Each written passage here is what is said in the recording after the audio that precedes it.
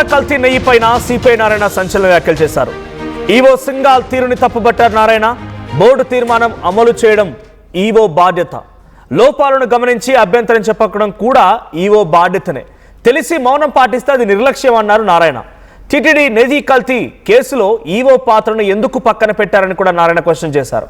Board చెప్పింది కాబట్టి నేను చేశాను అనేది ఐఏఎస్ అధికారికి రక్షణ కాదు అని నారాయణ అంటున్నారు. ఇక లోపభూయిష్ట తీర్మానాలపైన అభ్యంతరం చెప్పాల్సిన బాధ్యత ఈవోదే అని కూడా నారాయణ మండిపడ్డారు.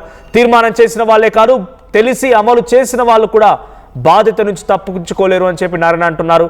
టిటిడి నెయ్యి కల్తీ లాంటి భారీ స్కామ్లో ఈవో స్థాయి వ్యక్తికి బాధ్యతను విస్మరించడం దారుణమన్నారు. తెలిసి ఎలా చేస్తారు, ఆ ఒత్తిడి ఉంటే చేస్తారా, ఎందుకు ఇలా చేస్తారని చెప్పి ఈవో సింగాల్ తీరుని తప్పుపట్టడమే కాకుండా ఆయనపై ఎందుకు చర్యలు లేవు, ఇంతవరకు ఎందుకు కేసు నమోదు కాలేదన్నట్టుగా నారాయణ రెచ్చిపోయారు. వరుస ట్వీట్లతో ఆయన సంచలనం క్రియేట్ చేస్తున్నారు.